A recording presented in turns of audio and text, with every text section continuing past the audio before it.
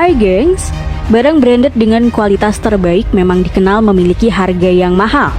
Namun tahu nggak sih gengs, kalau nggak cuman barang branded aja yang memiliki harga fantastis, beberapa makanan dan bahan makanan juga ternyata memiliki harga yang lumayan mahal. Seperti belut Jepang, mangga Miyazaki, sampai bulu babi. Penasaran seperti apa? Yuk simak!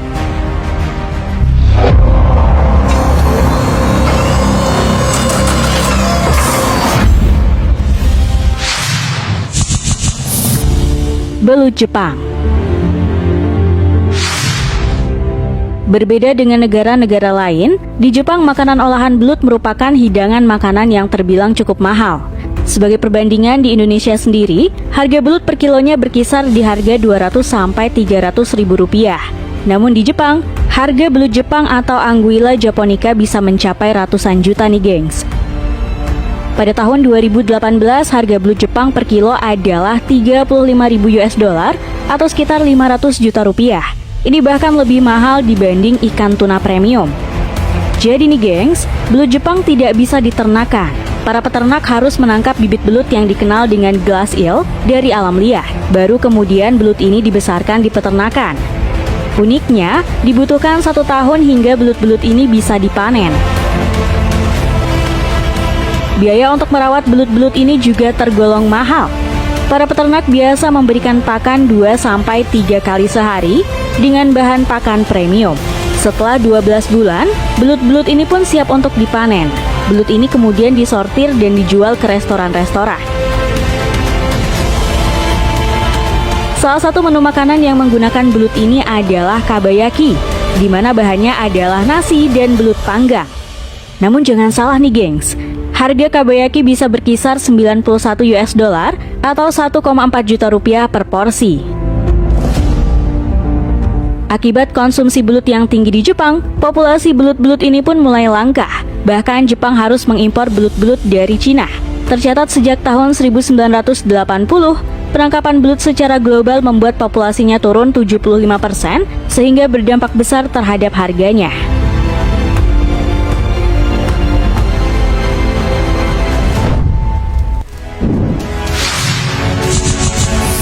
Daging sapi Wagyu. Kalau ngomongin soal daging sapi dengan harga yang fantastis, maka daging sapi Wagyu akan langsung masuk dalam daftar tersebut. Bayangin aja, untuk daging sapi Wagyu grade A5 dihargai mulai dari 500 sampai 1000 US dollar atau setara dengan 7 sampai 15 juta rupiah. Bukan tanpa alasan kenapa daging sapi Wagyu jauh lebih mahal jika dibanding dengan daging sapi biasa. Pertama, ras sapi Wagyu ini sendiri merupakan hasil pengembangan dari kawin silang berbagai jenis sapi yang akhirnya tercipta jenis sapi yang dikenal dengan nama sapi Wagyu tersebut. Selain itu, perawatan sapi Wagyu yang berada di peternakan juga nggak main-main nih gengs. Mulai dari kualitas pakan dan lingkungan peternakan sangat diperhatikan.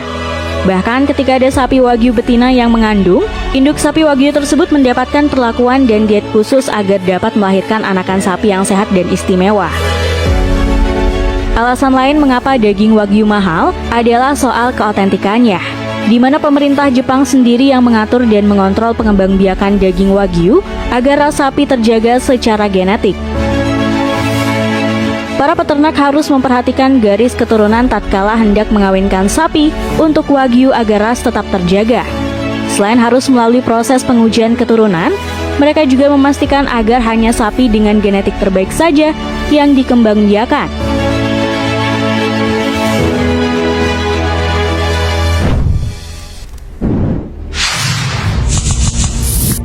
Mangga Miyazaki. Tahu nggak sih gengs, kalau di Jepang ada buah mangga yang harganya bisa bikin kantong jebol. Ya, mangga tersebut adalah mangga Miyazaki.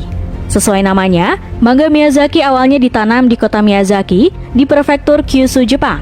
Sementara orang Jepang menyebut mangga ini dengan Tayo no Tamago alias telur matahari. Ini karena mangga ini memiliki tekstur kulit yang halus serta warna kemerahan. Untuk harganya jangan ditanya nih gengs. Untuk mencicipi satu buah mangga seberat 700 gram, kamu harus merogoh kocek sekitar 1 juta rupiah. Menurut penuturan warga lokal, rasa mangga ini 15 kali lebih manis dibandingkan varian mangga pada umumnya. Uniknya, setiap April diadakan lelang mangga Miyazaki di sana. Mangga ini bahkan pernah laku terjual lebih dari 50 juta rupiah untuk sepasang mangga. Alasan kenapa buah ini sangat mahal salah satunya karena buah mangga ini sulit dibudidayakan. Bahkan petani mangga harus menyewa lebah untuk membantu penyerbukannya.